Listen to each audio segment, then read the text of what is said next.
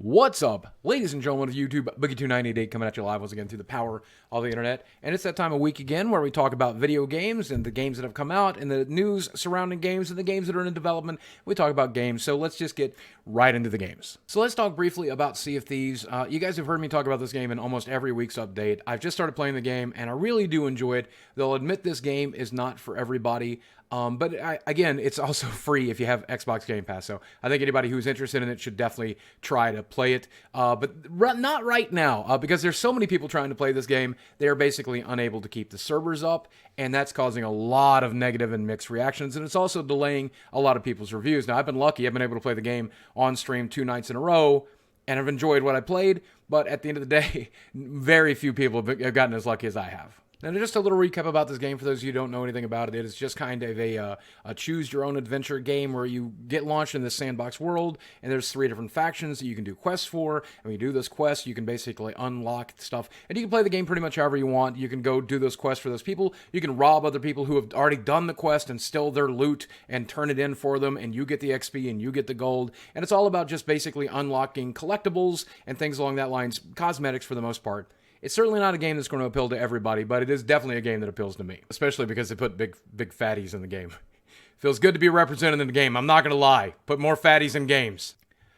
But here's the thing about this game. It is an always online game, and that's very frustrating for some people because obviously you have to have like Xbox Gold to be able to play the game, and then you got to connect on the internet, and if you're having trouble connecting, you can't play. And ideally, you'll be dropped onto a server with 99 other players so that you can do like group quests, like fighting the Kraken, or interact with other players, or have people help man your ship if you decide to go with a larger ship. Even if you queue solo, though, you still have to go online to play the game, and that's been a problem because the servers simply haven't been working. And if you are lucky enough to get your match made, if you're lucky enough to get into the server and play the game, it doesn't always work. The server just isn't able to handle the load, I guess, so they are basically not showing quest updates. Sometimes they're not showing quest XP. They're not showing your gold updates. Sometimes the game is just fairly buggy. Now, if you log out and log back in, you'll see those quest updates. You'll see those faction gains. The downside of that is you may not be able to get back in because they're literally locking the servers to keep new players from joining the worlds because the worlds are too full. Now, as an MMORPG player, I'm used to this kind of thing. I have sat in front of a computer trying to play EverQuest, trying to play World of Warcraft on launch day for the game or for an expansion over and over and over again, knowing that I have to wait until non-demand hours in the middle of the night to be able to play the game. One of the reasons I stream so late is for that reason. But at the end of the day, console players are just not used to this, so a lot of people are pitching a fit. If you do a search on Twitter for the error codes, you'll see Blackbeard and Cinnamon Beard, which are the codes that you get when you can't log into the game. You'll see a lot of people complaining about those codes, complaining about those pirates, and I can understand why, because it's very frustrating when you want to play the game you just bought and you can't. Here's the thing, though. This should be backed by Xbox's servers, right? And weren't they supposed to have the best servers in the gaming industry, so on and so forth? That's what Xbox Gold was supposed to go and pay for. Or maybe it's something to do with the code of the game. Who knows? At the end of the day, though, this game is just too popular for its own good, and people can't play. And it makes sense that it's too popular because they're practically giving this game away again with the Xbox Game Pass thing. It's on Xbox Game Pass. If you sign up for a 14-day free trial, you can play this game for free for 14 days, and I'm sure a lot of people are trying to do that, but that complicates things even further because if you signed up for the free trial just to play this game, you're losing precious days off of that free trial. So I don't know if Xbox should or even will do like an extension for free trials or give a few months of Game Pass. We saw that a lot with EverQuest. We saw that a lot with World of Warcraft. I'd really like to see that from Xbox, but who knows? We'll see. Here's the good news, though. It's okay to wait for Sea of Thieves until they get the server issues taken care of, because you're really not losing any progress. Players aren't going to get out-leveled higher than you. They're not going to end up having more interesting stuff or more powerful stuff. You're not going to get blown to pieces out in the middle of the sea because you're joining the game late. It's going to be okay if you wait a couple of weeks to play this game, and that'll give people like me and other people a chance to review it, and you can watch plenty of it on Twitch because it's definitely a Twitch darling right now. I think last night it was the #2 game. I'm sure it'll be the #1 game at some point because a lot of people are loving this game and really enjoying it. And it's a very fun social experiment, so it's perfect for Twitch. But at the end of the day, I think it's okay. It's okay to wait. Just go ahead and wait. You're going to be fine if you wait.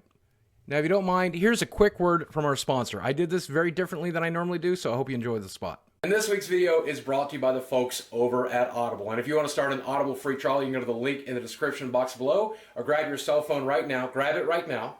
and text to the phone number 500 500. Text the word BOOGIE. They'll send you a free trial and you'll be helping support me at the same time. The book I'm listening to on Audible this month is George Carlin's Last Words. Now, this is a biography of my favorite comedian, George Carlin, who passed, I think, in 2009, the year this book came out, and it's been a very interesting read. Now, one of the cool things about Audible is, of course, it works on your phone, so you can listen to it in your car or wherever you are on the go, but I've been listening to Audible a lot at home on my Amazon Echo devices, including my new Echo Spot. I just like laying in bed and playing video games and listening to books. As simple as this. Watch. Alexa, read Last Words. Getting your book from Audible. Resuming Last Words. I'd now probably write about it.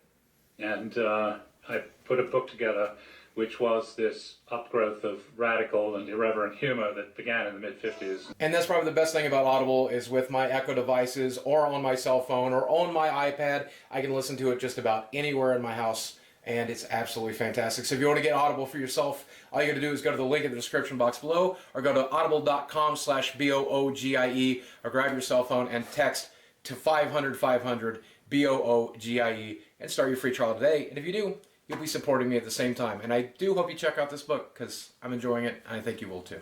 So here's some really good news for those of you who are worried about Star Wars Battlefront 2, which is next to nobody. I know this game sold a lot of copies, but a lot of people were waiting to see what they did with the whole progression system and with the loot box system.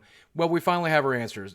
Today, I think it's today, the day I'm recording this, March 21st, they officially are going live with a patch that basically fixes the whole system and takes star cards out of loot boxes, so you just don't have to worry about that. You can get all your star cards by progressing through the game and actually playing the game. Now, the crates are still there, but they are no longer purchasable. You can only get them by logging into the game every day or by earning achievements or things along that lines. And they no longer contain anything that will affect the gameplay. It's now just cosmetics, and I guess also credits, and credits can affect gameplay because you're improving your star cards, but you'll get credits just by playing the game anyway. So since you can't jump ahead either way, it's just another way to earn credits by logging in every day, daily. I guess, okay, that's going to be fine. That's going to be fine. Close enough. Close enough. If you are one of these people that supported the old system and you got star cards, don't worry, you'll get to keep your star cards. If you ordered the digital deluxe version and you got some star cards there, or you've just been playing the game and you've been unlocking star cards, everything you have works under the new system. So if you've been playing this game a little bit and you're ready to go back, you can. That does mean if you're a new player coming back to the game or a new player buying the game for the first time, you will be at a disadvantage. But that's the problem with systems like that, of course, with the leveling up and the prestige and everything else. That's why I prefer the Overwatch system where it's exclusively cosmetics that you earn through that, but that's neither here nor there. The game is probably as good as it's ever going to get. What's so frustrating to me is this was the original design of the game. This is what the developers originally talked to me about when they talked about this game at the PlayStation Experience with me. They were so excited to adopt the Overwatch model and put cosmetics in a loot crate. And I know that one of the developers said, well, we can't have a pink Darth Vader. I'll be fine with a pink Darth Vader. Put it in loot crates. I'll even buy the loot crates occasionally for the cosmetics. I mean, this system that they're coming up with is a lot better in a lot of ways than the Overwatch model because you can't even spend money on it if you want to, which is great. You just buy a video game and you get the video game.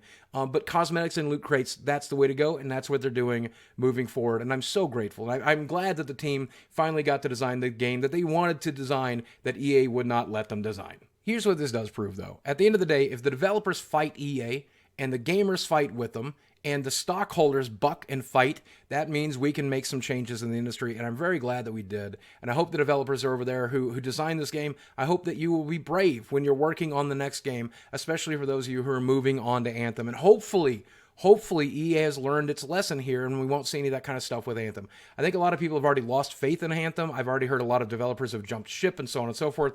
But that's another story for another episode. As it is right now, Battlefront 2 is as good as it's going to get. And if you're wanting my permission to buy this game, which you absolutely don't need, it's okay. I think now is a good time to support this game, especially because I bet it'll be on very deep discount. And Titanfall 2, which is a much better game, was on sale on Xbox this week for $8. So I bet this game's going to join the $8 crew very soon. But let me say big thanks to the folks who fought against this in the media, who fought about this in public opinion. Big thanks to the developers who fought internally to try to get this game fixed. And of course, thanks to those developers for fixing the game and making it a game that's worth trying. I'm going to go back and try it now, and I'm very grateful for you guys for making those changes. And I also want to say good luck with Battlefront 3. I presume there will be one. EA has that Star Wars license. They have to do something with it, so good luck with Battlefront 3. Third time's a charm. I think that's going to do it for this week. Just the two big stories. I think next week's going to be a much bigger week because we got a lot of games coming out. I'm sure there's going to be more Sea of Thieves news as well because that seems to be the game everybody is talking about right now. And it's because it's fun. It's really fun. If you're thinking you don't want to try it, you might want to try it, especially for free because I'm really enjoying it. Big thanks to my sponsor, by the way, for sponsoring this video. Don't forget there's a link in the description box below. If you click that, you'll be supporting me, and I'd really appreciate it. Guys, as always, thanks for watching. I love you very much. I'll speak with you again soon.